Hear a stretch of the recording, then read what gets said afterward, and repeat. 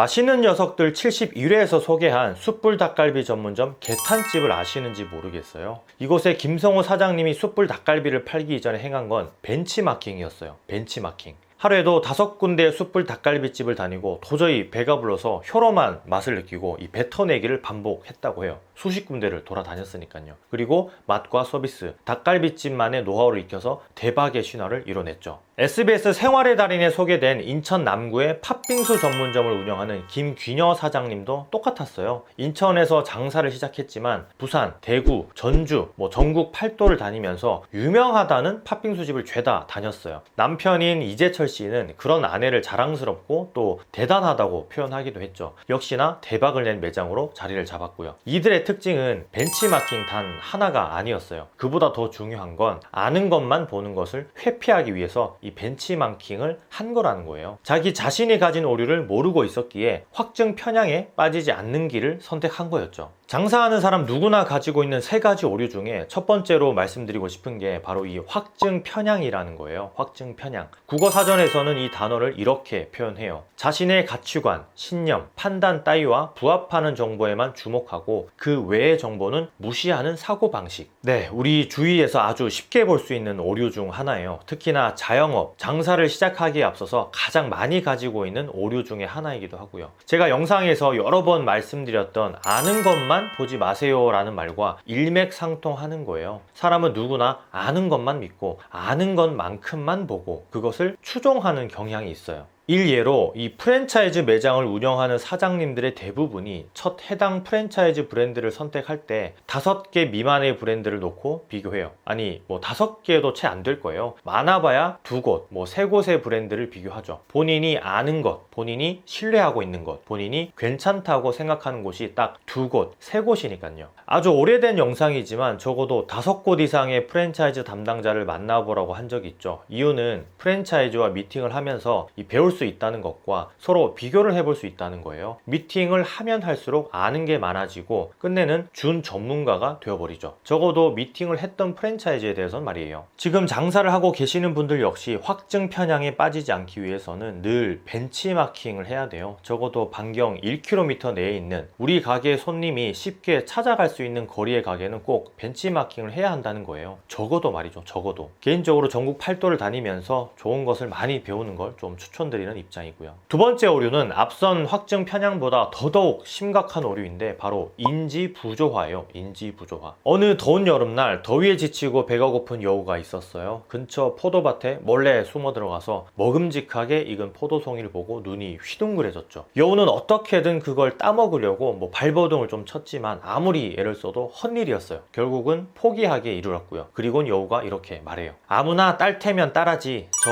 포도는 시단 말이야. 이소부화에 나오는 이야기예요. 실패를 부인할 수 없는 상황에서도 이런저런 핑계를 대면서 자기 합리화를 하는 경우를 말하는 거죠. 더욱더 심한 경우는 눈에 빤히 보이는 거짓말을 늘어놓고 망신을 당하기도 하고요. 진실을 인정하기 어려워하고 일명 탓을 하는 거죠. 탓, 남 탓. 2000년대 이후로 우리나라의 자영업은 심각한 고난의 행군을 계속하고 있어요. 80년대, 90년대에 장사를 한 사람들은 돈을 좀 벌었지만 10년 이상, 20년 이상 자영업은 메말라 가고 있죠. 당연히 경기 불황, 경쟁 심화, 그리고 산발적인 악재들 때문에 그렇다고 볼 수 있어요. 다만 개인이 가지고 있는 약점, 노력하지 않는 모습, 타인을 믿는 습관은 전혀 생각지 못해요. 요식업 창업자 80%가 3년 안에 폐업한다는 기사는 이제 신물이 나도록 보고 듣고 인지하고 있는 부분이에요. 그럼 나머지 20%는 어떻게 살아남을 수 있었을까요? 그들은 약점이 없었을까요? 아니요. 사람은 누구나 약점이 있어요. 하지만 그걸 극복하고 노력하고 또 타인을 믿는 게 아니라 본인을 믿고 실행한 거예요. 뭐든지 간에 말이죠. 어제 어느 한 외식 프랜차이즈 가맹본부장님을 만났어요. 전국에 100여 개가 넘는 고기 프랜차이즈를 운영하는 곳의 총괄 책임자셨는데 그분이 이런 말씀을 하시더라고요. 프랜차이즈의 브랜드도 중요하지만 10년 이상 이 바닥에 있어 보니까 브랜드보다는 사람이더라. 저도 이 말에 깊게 동의해요. 즉 장사하는 사람이 브랜드를 먹여 살리기도 한다는 뜻이에요. 브랜드가 중요하지 않다는 건 아니지만 그 브랜드가 잘 나가고 오래 유지되려면 점주분의 역량이 가장이 핵심이라는 이야기인 거죠. 예전에도 몇 번 사례를 든 적이 있죠. 상권과 경쟁가게 입점 여부가 제일 중요한 이 세탁 편의점을 운영하는 한 점주분은 발로 뛰어다녀서 매출을 일으켰다고요. 미용실, 헬스장, 기타 세탁물이 나오는 곳을 다니시면서 직접 영업을 다니신 거예요. 결과는 세탁 편의점을 2개, 3개, 4개로 점차 확장하고 사업의 구조를 갖추게 되었고요. 편의점 역시 상권과 경쟁 편의점 출현이 제일 중요한 요소라고는 하지만 노력 여하에 따라서 살아남는 곳은 살아남고 있어요. 처음부터 좋은 자리와 운이 좋게 경쟁 편의점이 입점하지 않는다면 더할 나위 없이 좋겠지만 상권은 바뀌기도 하고 경쟁점은 언제든 생길 수 있는 구조예요. 다만 편의점도 단골을 만들 수 있는 생각에 노력한 점주님은 이 매출 탑을 찍고 본사에서 상을 받고 다른 점주님들을 교육하는 반열에 오르기도 했어요. 핑계는 통하지 않는다는 걸 반증하는 사례인 거죠. 조금 오래된 책이긴 하지만 사람을 움직이는 100가지 심리법칙이라는 책에 이런 내용이 나와요. 금년이 힘든 이유가 모든 사람이 담배는 폐암은 물론 다양한 건강상의 문제를 일으킨다는 것을 알고 있다고요. 그러나 자신이 지금 피우는 담배 한 개비에 대해서는 별 문제가 없을 것이라는 착각 속에 살기 때문이라는 거죠. 이건 술도 마찬가지겠죠. 금연을 하라는 게 아니라 술을 마시지 말라는 게 아니라 적어도 장사를 함에 있어서 인지 부조화의 오류에 빠지지 않으려면 핑계보다는 노력, 그리고 당장의 이익보다는 조금은 더 길게 보는 안목이 필요하다는 이야기를 하고 싶은 거예요. 마지막 3번째 오류는 지식의 저주라는 건데요. 어떤 개인이 다른 사람들과 의사소통을 할 때 다른 사람도 이해할 수 있는 배경을 가지고 있다고 자신도 모르게 추측하는 걸 이야기해요.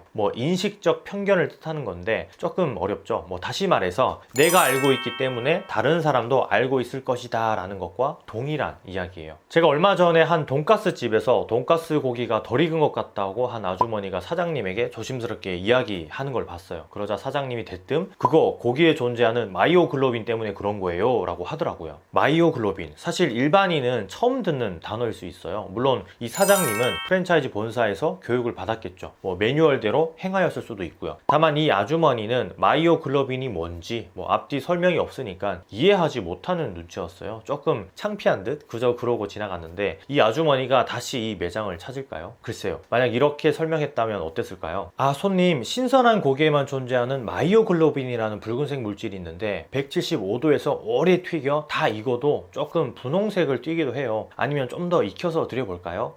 상황마다 친절함, 응대는 달라지겠지만 풀어서 설명을 하느냐 아니면 그저 본인이 알고 있다고 해서 대충 설명하느냐의 차이인 거죠. 지식의 저주는 장사에서 손님을 불쾌하게 만들기도 하는 게 이 키포인트예요. 손님을 응대할 때 음식에 대해서, 제품에 대해서 이해하기 쉽게 전달하는 것도 중요하다라는 이야기인 거죠. 추가로 조금이라도 무시당했다는 느낌이 들면 그 손님은 절대 재방문을 하지 않거든요. 이건 잘난 체 하는 것과는 조금 그 결이 다른데 자신도 모르게 이런 오류를 범한다는 거예요. 잘난 체는 잘난 척을 하고 싶어서 하는 것이고 지식의 저주는 오히려 아는 게 많아서 벌어지는 오류인 셈이죠. 확증 편향, 인지 부조화, 그리고 지식의 저주. 장사에서만 통용되는 것들은 아니라고 생각이 들어요. 하지만 인생이 장사이니만큼 이런 오류에 빠지지 않는다면 좀 더 나은 장사를 할 수 있지 않을까 싶어요. 인생 역시 마찬가지겠죠. 오늘도 영상 시청해 주셔서 감사드리고요. 건프로 이만 들어갈게요. 감사합니다. 많이 파는 하루 되시길 바래요.